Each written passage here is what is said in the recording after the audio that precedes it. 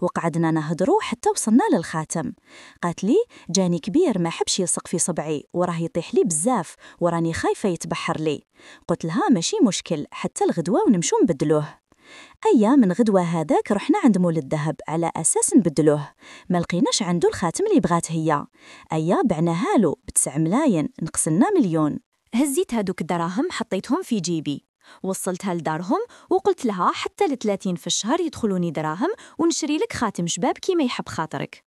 المهم قبل ما توصل 30 في الشهر بقيت نهدر معاها غير على الخدمة، لكن ما حبتش تنحي هاد الفكرة من راسها.